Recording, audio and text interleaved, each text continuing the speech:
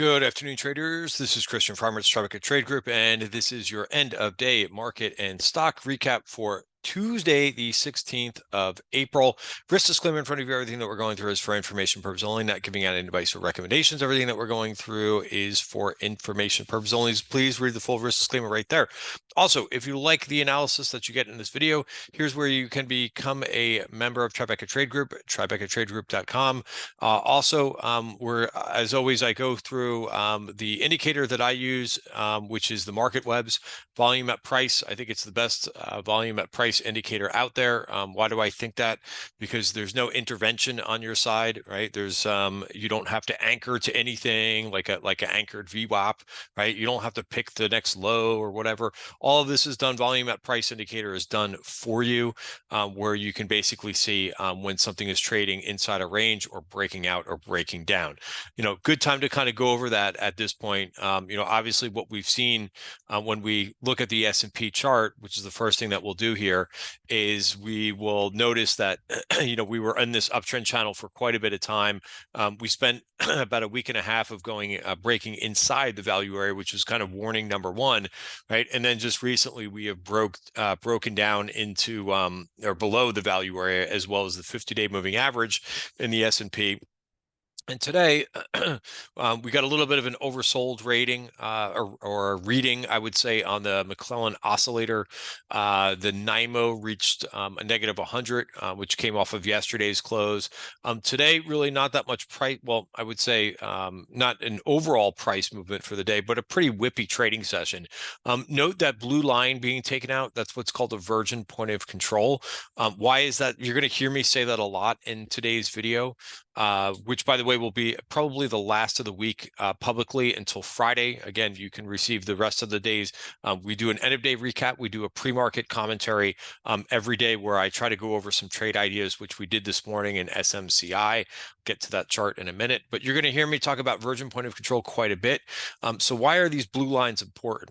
Well, it's because it's where a lot of buyers and sellers have previously met up and price has not revisited. So often acts as like, I know some technical traders look at gaps, right? They talk about when a gap hasn't or has been filled, right? And sometimes you will see once a gap has been filled, price kind of reverse and go the other direction. It's a very similar concept. This is just associating, gaps, price gaps don't associate like any volume. What we're looking at is where a significant volume occurred in a period, right? And this is actually last month where this occurred, and we haven't revisited this. So notice this value area, which was based on February's activity. We just kept on ascending higher, and from time to time you're going to see a check back, and you'll check right back to where there was all that previous volume. Now, this isn't an area that you just want to like go out and jump out and buy. You want to make sure that buyers are stepping in here, and it's a little bit too early to tell, but we'll see. Like, this would be a logical place where buyers do come back in and maybe support.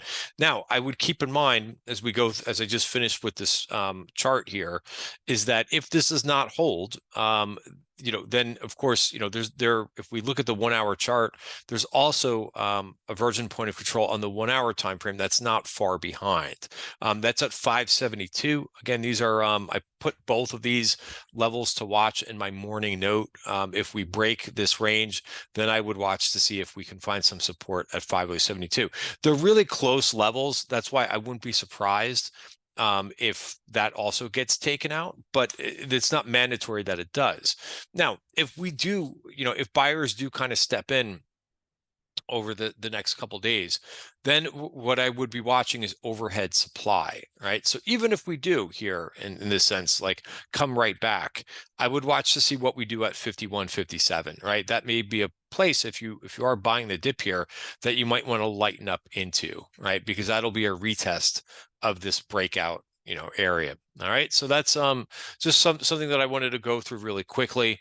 I think also what was interesting today, here was the price action for the day. It was pretty darn whippy, and after the move that we've seen, also the volatility that I saw a lot of people tweeting out charts of the VIX, and I went over a chart of the VIX myself in yesterday's video. But if you look at where the VIX is right now, I mean we're still right now. The VIX is still above 18, so we still have some volatility. But yeah, I mean, this is the 1-hour chart, and notice that, sorry, the 5-minute chart, and this is the value area for the day. Notice that we really didn't go anywhere. A lot of indecision. Price did not want to really break the lower range.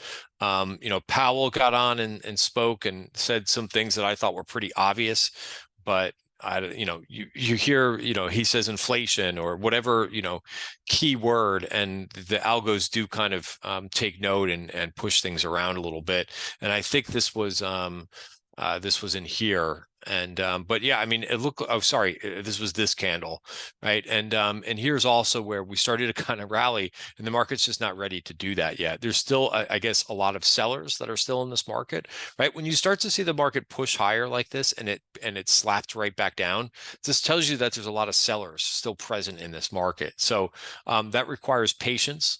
And just as we talked about with the daily chart, even though there's a virgin point of control taken out, you want to be patient with these moves down here. It's a different situation once you break trend like that, and still are seeing a lot of negative breath. Are we at a point where it's a good place to kind of take a stab at some things? You can do that, of course, but you want to really mind your risk. We're not seeing any confirmation that things are better, but yes, we are getting a little bit of oversold readings. I mentioned the McClellan summation, the oscillator, giving you a sense that we're pretty oversold. Take a look at the SPX 4-week new highs versus new lows. 54% of the index today, considering we just went over the S&P chart, 54% of the index today made a new 4-week low. That is a huge number. And there's only one there's only one name in the S&P that made a 4-week new high. So perhaps that tells you something, that things might have gotten pretty washed out in the short term. And if we look at this in terms of the chart, now this isn't going to update for today, it's a day lag, but look at the bottom of this chart here and look at all the new lows, right? The last time we saw one day back in here, which was kind of same thing, it was a little bit toppy where we saw a lot of new highs. I think that was right around the first of the month, and we saw there was no new lows. So again, it was a little bit extreme to the upside, but this is definitely, and I'll tweet this out once Bloomberg updates this, but the number will be more than 50. So more than again, I can't say it enough. More than 50% of the index made a new 4-week low. It's not that as extreme, of course, on the 52-week, right? But again, I find I use 4 weeks because you can spot some of those changes in momentum a little bit quicker, some more dramatic effects. But there was no new highs today, and 8 52-week new lows today in the S&P. And of course, it's more dramatic when you look at the NASDAQ. There was 2%. So, or I should say, not as dramatic as the dramatic in terms of the overall number, but it's a bigger index in terms of members, but not as many of the components. A percentage of the components were making 4-week new lows today. All right, just thought that was interesting. Again, I try to give you some information that maybe you're not getting out there. Just to kind of look at some of the other things that were moving today. Qs, we're kind of sitting here, a bit of a doji type candle today, so you can't really take too much information away from that. IWM, just to kind of go through these really quickly. Again, nothing majorly to kind of go through. There's still a VPOC sitting down there at 192.59. I thought this one was interesting today. This is the mid caps, also taking out a downside VPOC, and the mid caps sometimes act a little bit better. Let's see if that can be a reversal too. Again, I don't own anything. I didn't go out and buy the dip. Again, I'm just basically trying to be a little bit lighter, and basically take advantage of what this market is giving you right now, which is some scalping opportunities. And that's generally, once the market gets below the 50-day moving average, I'm not really looking to add a lot of risk. I'll wait until a more healthy environment. Remember, I talked about that in a video about a week ago. I talked about whether the market was looking healthy or not, and whether we were seeing market deterioration as we started to see the retail group break down a little bit. TLT, right? So I mentioned that I was going to, you're going to hear me say VPOC quite a bit. I think we finally got to a level that we could see a bounce here in TLT, right? This has been a problem for the market, yields going higher. That's headwinds for some equities, especially small caps. So finally a level being taken out here, and maybe we can see a potential bounce. Notice what that looks like and on the weekly chart.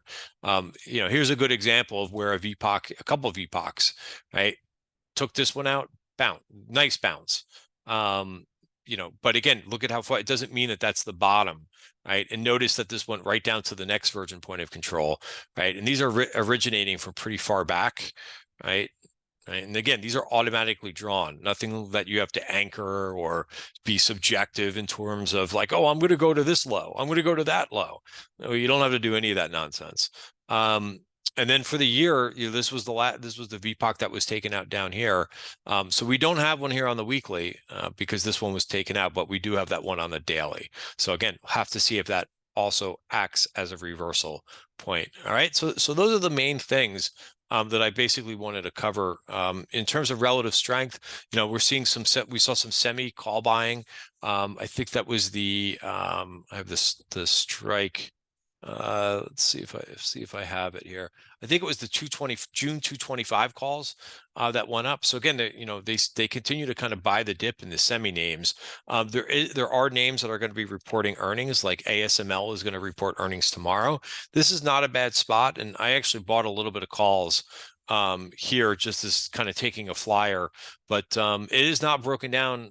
But a lot of groups, sectors have broken their 50-day moving average. SMH is not one of them. So let's see if it holds, and we get a bounce here at the bottom of value and the 50-day moving average.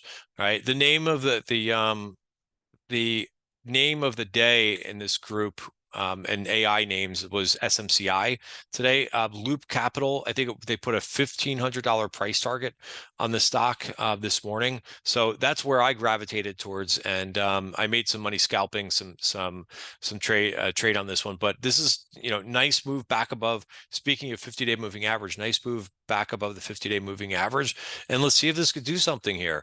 Note that you have like it's bounced on some support here. So overall, not bad, for SMCI. So here's what it's doing here, and the next level up would be 1024 that I see on the 1-hour chart. Also on the daily chart, watch 995. So again, that's still a ways away before you hit a little bit of resistance, but I like the breaking of the downtrend line here as well. So like I said, that was the name of the day. Another group that I saw that was particularly interesting today was the coal names. We've seen a lot of strength, obviously, in energy, but where we haven't seen much strength is in the coal names. This is Warrior Met Coal. I used to trade back when energy went up. Back in 2022, I traded various different energy names, and a group of them that I traded quite a bit was the coal names. And this time around, they just haven't participated. But you could see they basically haven't done anything. AMR, broke down a bit from making its high back in March, and hasn't really been able to regroup. And today was the biggest day, biggest performance day. So if you go across these names, they all look a bit interesting. Arch is another one, had a big day. BTU had a big day, which is kind of, I view BTU as one of the laggards in the group, but you know, interesting stuff there. A few other names, like here's our watch list. You know, I purposely kept a very slim watch list for members this week. You know, usually I put more names on, and I just figured I would add as we kind of, as the market kind of would set up, as the week would start to set up. And, you know, a couple of names that I added today, of course, I put the SMCI on there. Another one that I think is interesting is this BRBR. It's probably, you know, I like to find some of these names that people are a little bit off, that are not as popular as what you see everybody tweeting about. But note the 2 VPOCs taken out, so potential reversal area here. Another name that we were looking at towards the end of the day was Wingstop, right? You know, again, look at the relative strength that's been happening here. So it's basically been going sideways, so consolidating, and it actually has a nice bullish engulfing candle for the day, taking out this body encompassing this one. So 369 is the level to watch there.